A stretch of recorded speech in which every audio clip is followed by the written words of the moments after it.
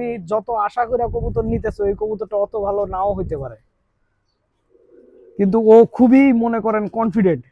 আমি আসলে আমার থেকে যারা কবুতর নিছেন আমি অনেক সময় দেখা যায় বলি যে আমার কবুতর হইলেও আমি বলি যে আপনি যেমন ভাবতেছেন এই কবুতরটা তেমন না। আর আমি আসলে সত্য কথাটা বলার চেষ্টা করি, ঠিক আছে? এই কবুতর দিয়ে কিছু হবে না, এই রাজশাহী মাছাই বাদ দাও।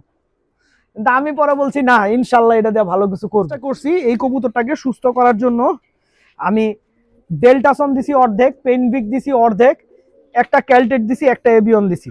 অনেক কবুতরের পাখা এখনো শক্ত হয় নাই, সেক্ষেত্রে কানির পরে আছে, এইসব কবুতরের পাখা ফেটে যাইতে পারে। এইসব কারণে ভাই দয়া করে প্রেসার দিয়েন না, আপাতত কবুতরকে রোদ খাইতে দেন। আসসালামু আলাইকুম দর্শকবৃন্দ, কি অবস্থা সবার, কেমন আছেন আপনারা? আপনাদের সবাইকে আমার নতুন একটা ভিডিওতে স্বাগত। দর্শকবৃন্দ, ও আজকে আমার বাসায় আসছে, তোমার নামটা যদি একটু বলতা। ভাই সাবিদ আল হাসান। সাবিদ আল হাসান। তো ব্যাপারটা হচ্ছে ও আজকে আমার থেকে একটা কবুতর নিছে। এই হচ্ছে কবুতরটা, এটা একটা মাদি কবুতর। হ্যাঁ, এই হচ্ছে কবুতরটা, এটা একটা মাদি কবুতর, ঠিক আছে?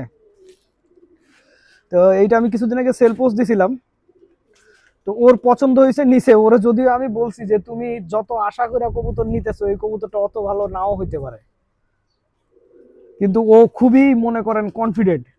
আমি আসলে আমার থেকে যারা কবুতর নিছেন আমি অনেক সময় দেখা যায় বলি যে আমার কবুতর হইলেও আমি বলি যে আপনি যেমন ভাবতেছেন এই কবুতরটা তেমন না। আর আমি আসলে সত্য কথাটা বলার চেষ্টা করি, ঠিক আছে?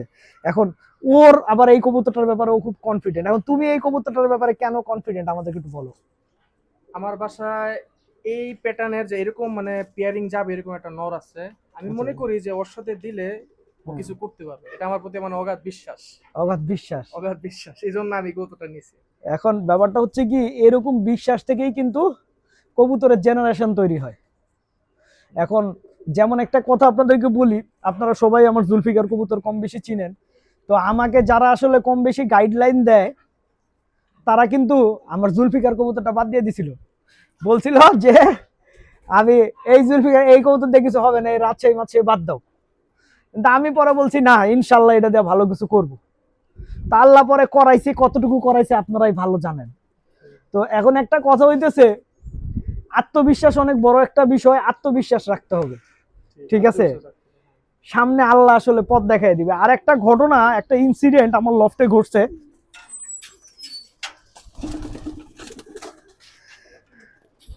এই যে দেখেন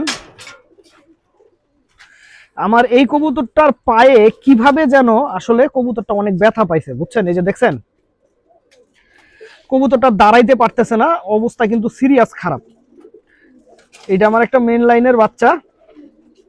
এই যে দেখেন পাটা কেমন লাল হয়ে গেছে উপরে, বুঝতে পারতেছেন কি?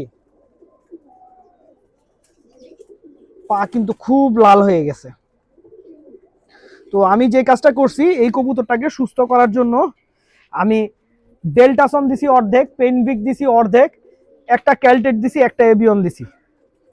এখন আমার আল্লাহ যদি চাই ইনশাল্লাহ ও, আমি আশা রাখি ও সুস্থ হয়ে যাবে, বাকিটা আমার আল্লাহ মাবুদ ভালো জানে, ঠিক আছে? কিন্তু বাচ্চা কবুতর সবসময় একটু রিস্কি, তো সুস্থ হয়ে গেলে ভালো, না হয়ে গেলে তো বিপদে পড়বো। আর এইদিকে দেখেন আমার গতকালকে ছাড়া কবুতরের বাচ্চা এখনো বামে আছে, দেখছেন?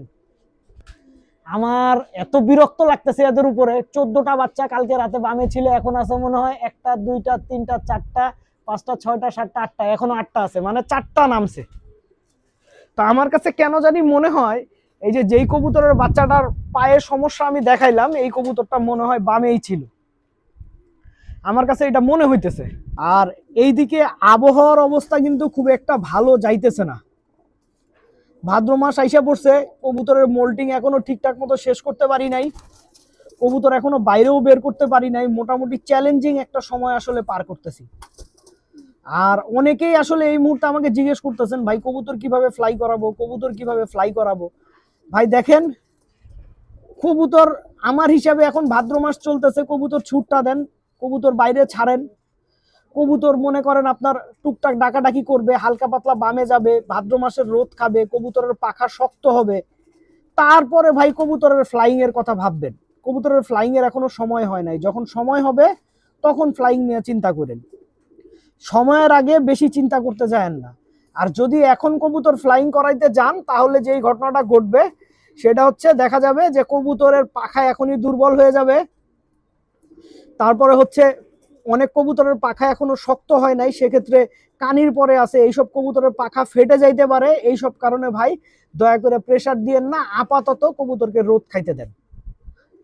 এখন কবুতর উড়াবে বা এখন কবুতর প্রস্তুত করবে তারাই, যারা মনে করেন তলে তলে সিজন ইনটেক গেম খেলবে, বুঝছেন কথা।